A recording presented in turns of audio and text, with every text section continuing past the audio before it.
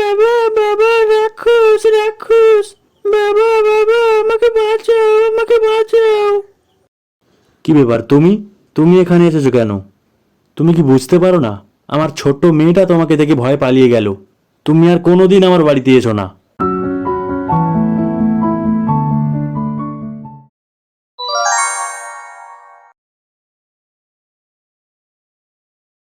এক সময় শ্রীরামপুর নামে এক গ্রাম ছিল। ওই গ্রামে এক দারিদ্র দিনমজুর তার স্ত্রী ও সন্তানকে নিয়ে বাস করত। তার স্ত্রীর নাম ছিল কমলা ও ছেলের নাম ছিল সুমন। সুমন তাদের একমাত্র ছেলে ছিল, তাই তারা সুমনকে অনেক স্নেহের সাথে বড় করছিল। রামু তার একটা চোখে দেখতে পেত না, এই কারণে তাকে বিকৃত দেখতে লাগতো। তাই বাচ্চারা তাকে দেখে অনেক ভয় পেত ও সুমনের সাথে খেলতে চাইতো না। সেই জন্যে সুমন তার বাবার প্রতি খুব রাগ করত।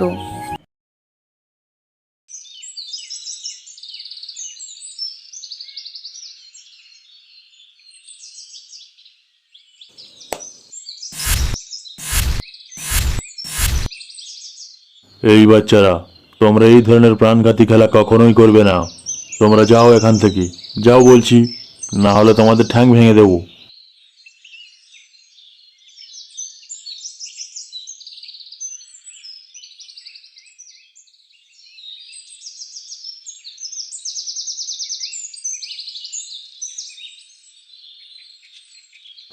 বাবা, এটা তুমি কি করলে? তুমি আমার বন্ধুদের তাড়িয়ে দিলে। এই কারণে আমি তোমায় সহ্য করতে পারি না। না বাবা, এভাবে খেলা উচিত নয়। এটা ভয়ঙ্কর খেলা, তাই তুমি খেলো না।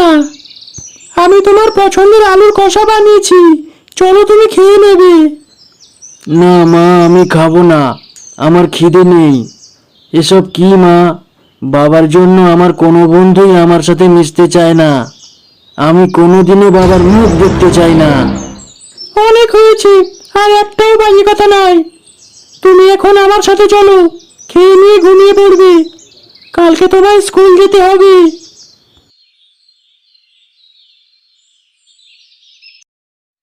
তারপর সুমন রাতের খাবার খেয়ে নিয়ে ঘুমিয়ে পড়ে এবং কিছুক্ষণ পর রামু কাজ শেষে বাড়িতে ফিরে আসে।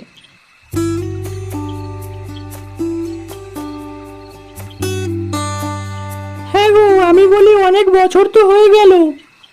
এবার একটা ভালো ডাক্তারের পরামর্শ নিয়ে তোমার চোখটা সারানোর ব্যবস্থা করো। না কমলা, এতদিন আমি যা টাকা উপার্জন করেছি তা আমাদের ছেলের ভবিষ্যতের জন্য করেছি। তাছাড়া আমার একটা চোখ দিয়ে দেখতে খুব একটা অসুবিধাও হয় না। সুমন বড় হয়ে যখন ভালো চাকরি করবে, তখন ও আমার চোখ অপারেশন করিয়ে ঠিক করে দেবে। সব কিছুই ঠিকঠাকই হবে। আগে তুমি ভালো থাকলে তারপরে না আমরাই ভালো থাকবো। আর এভাবে চলতে থাকলে সুমন তোমার থেকে দিন দিন দূরে সরে যাচ্ছে। ও তোমাকে সহ্য করতে পারছে না। কমলা, সুমন এখন অনেক ছোট, ও বড় হলে আমাদের ঠিক যত্ন নেবে, তুমি দেখো। আচ্ছা ঠিক আছে, এখন অনেক রাত হয়েছে, এবার ঘুমোতে চলো।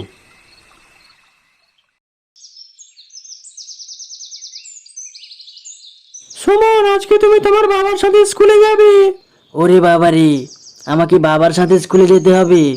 বাবা আসার আগেই আমি ছুটে পালাই। আরে ছুটে যেও না, পড়ে যাবে। দেখেছো, টিফিন বক্সটা ফেলেই চলে গেল।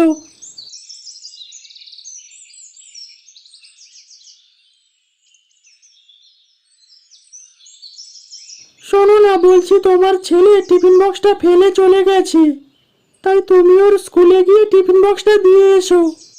কমলা, ও আমাকে দেখলে অনেক রাগ করে, তাই তুমি যাও, গিয়ে টিফিন বক্সটা দিয়ে এসো। না না, আমি এখন কি করে যাব? ঘরে যে অনেক কাজ পড়ে আছে। আচ্ছা ঠিক আছে, আমাকে দাও তাহলে, আমি দিয়ে আসি।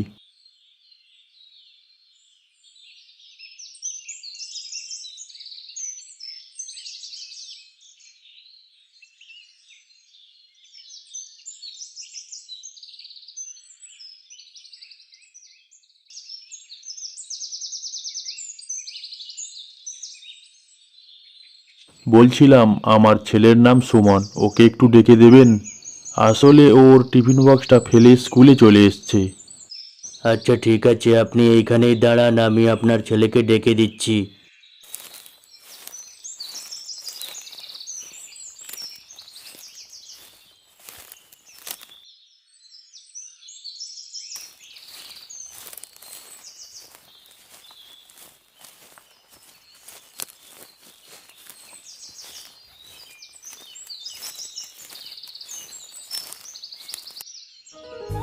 বাবা, তুমি আমার স্কুলের সামনে কেন এসেছো?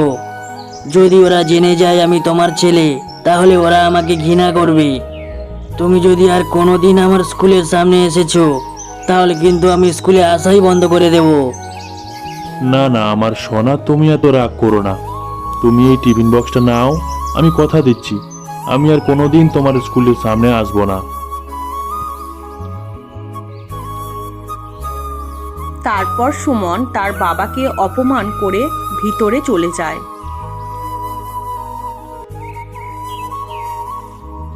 আমি বলেছিলাম কমলাকে, কিন্তু আমাকে জোর করে পাঠালো। এখন ছেলেটা কতটা কষ্ট পেল।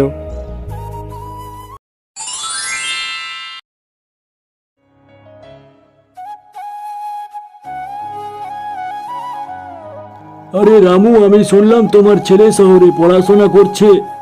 তা কি নিয়ে পড়ছে সে? হ্যাঁ স্যার, ও শহরে পড়াশোনা করছে। ও ইঞ্জিনিয়ারিং নিয়ে পড়ছে। তা ও নিশ্চয়ই হোস্টেলে থাকছে এখন। না স্যার, ওরা 4 বন্ধু একটা ঘর ভাড়া নিয়ে একসাথে থাকছে। ও হোস্টেলে থাকতেই চায় না। না, ও হোস্টেলে থাকলে তোমার একটু খরচ কমতো। তাছাড়া তুমি যা ইনকাম করো তাতেই কি সমস্ত খরচ চালাতে পারছো? না স্যার, আমাদের অসুবিধা হলেও কষ্ট করে চালিয়ে নিই। আমাদের সব কিছুই তো ওর জন্য। ও ভালো থাকলেই আমরা ভালো। রামু, শহরে আমার একটা গোডাউন আছে। সেখানে আমার একজন খুব বিশ্বস্ত লোকের প্রয়োজন। সেখানে যদি তুমি যেতে চাও তাহলে তোমার বেতনটাও বেশি পাবে, আর আমি তোমার একটা থাকার ব্যবস্থাও করে দেব। এখন বাকিটা তোমার ব্যাপার। ঠিক আছে স্যার, আমি বাড়িতে গিয়ে আলোচনা করি, তারপর আপনাকে জানাবো।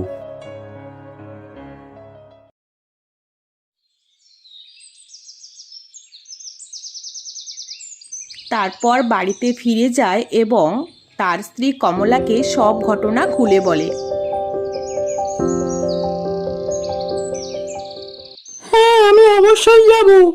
তাছাড়া আমাদের ছেলেও তো ওই শহরেই থাকে। আমরা সবাই একসাথেই থাকবো, তাহলে তোমার খরচটাও একটু কমবে। তারপর রামু ও তার স্ত্রী শহরে গিয়ে মহাজনের কাজে যোগ দেয়। এইভাবে কিছুদিন পেরিয়ে যাওয়ার পর আমরা তো এখানে বেশ রান্না করেই খাচ্ছি। কি জানি আমাদের ছেলেটা কি খাচ্ছে, ওর পছন্দের খাবার খেতে পারছে কি না। ওর নিশ্চয়ই অনেক কষ্ট হচ্ছে 4 জন একটা ঘরে থাকতে। হ্যাঁ, আমিও তাই ভাবছিলাম। তুমি গিয়ে ওকে এখানে নিয়ে এসো, আমরা 3 জন একসাথেই থাকবো।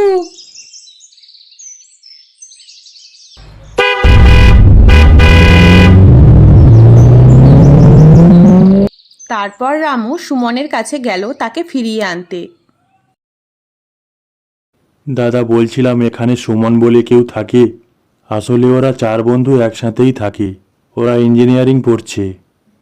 হ্যাঁ হ্যাঁ, আপনি এখানেই অপেক্ষা করুন, আমি ওকে এখনই ডেকে দিচ্ছি। তারপর তিনি সুমনকে ডেকে দেয়।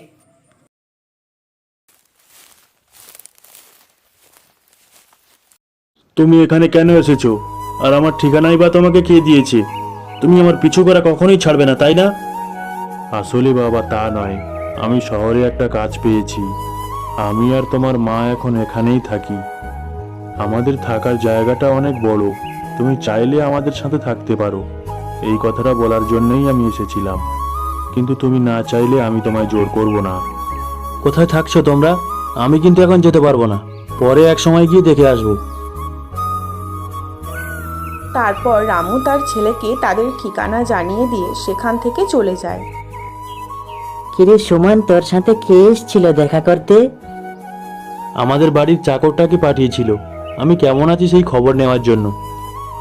কিরে সুমন, আমি শুনলাম ওটা তোর বাবা। তাহলে তুই মিথ্যে বলছিস কেন? তোর লজ্জা করে না নিজের বাবাকে চাকর বলতে? দরিদ্র বাবার পরিচয় দিতে লজ্জা হয়, কিন্তু সেই দরিদ্র বাবার টাকায় পড়াশোনা করতে কোনো লজ্জা হয় না, তাই না?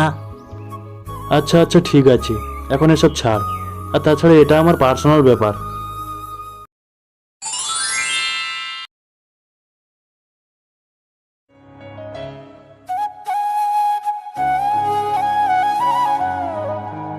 আরে কাকু, আপনি সুমনের বাবা না? হ্যাঁ বাবা। সুমন আপনাদের সাথে দেখা করতে গিয়েছিল? না বাবা, ও চাকরি পেয়ে বিদেশে চলে গেছে। 5 বছর হয়ে গেল, এখনো পর্যন্ত কোনো চিঠিও দেয়নি। আমরা জানি না এখনো কোথায় আছে, কি করছে, কেমন আছে। আরে কাকু, আপনি জানেন না? ও তো 3 বছর আগে শহরে ফিরেছে, আর ও তো বিয়ে করেছে, ওর একটা মেয়েও হয়েছে। ও বিয়ে করেছে, ওর একটা মেয়েও হয়েছে। হ্যাঁ কাকু, ও দেখছি একটুও বদলায়নি। আপনি আমার সাথেই চলুন, আমি আপনাকে ওর বাড়ি দেখিয়ে দিচ্ছি।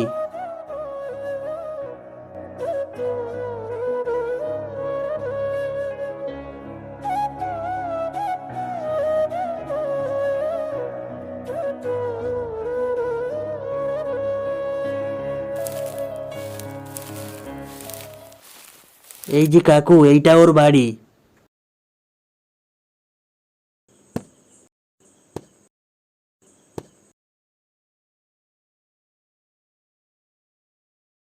বাবা বাবা, রাক্ষস রাক্ষস, বাবা বাবা, আমাকে বাঁচাও, আমাকে বাঁচাও। হ্যাঁ মা, আমি রাক্ষস তাড়িয়ে এখনই আসছি, তুমি ভিতরে যাও। কি ব্যাপার, তুমি তুমি এখানে এসেছো কেন? তুমি কি বুঝতে পারো না? আমার ছোট্ট মেয়েটা তোমাকে দেখে ভয় পালিয়ে গেল। তুমি আর কোনোদিন আমার বাড়িতে এসো না।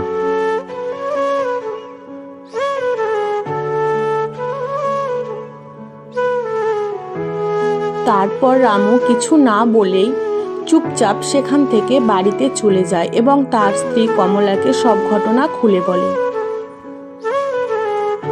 ঠিক আছে, তুমি আর কোনোদিন ওর কাছে অপমানিত হতে যেও না।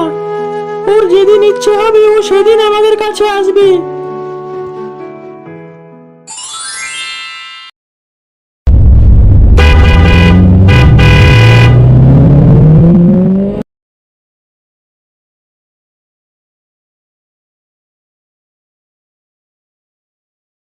কিরে ভাই, কেমন আছিস?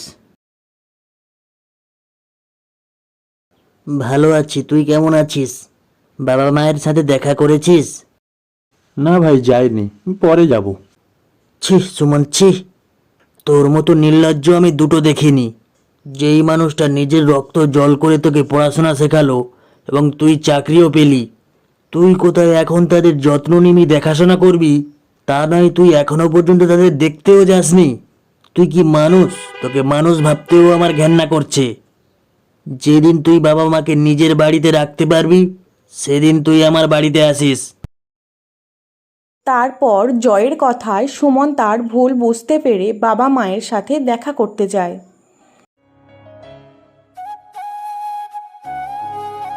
মা, সুমন, এসো বাবা।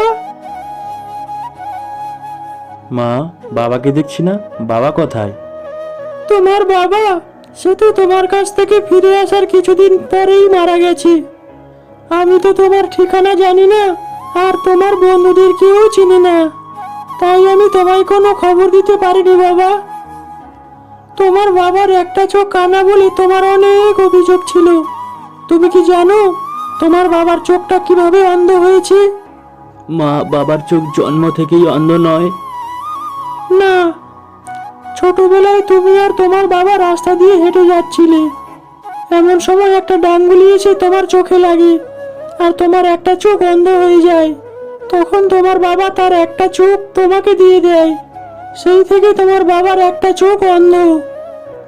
আমি বাবার সাথে কতই না অন্যায় করেছি, কতই অপমান করেছি। আমি যা করেছি তা ক্ষমার অযোগ্য।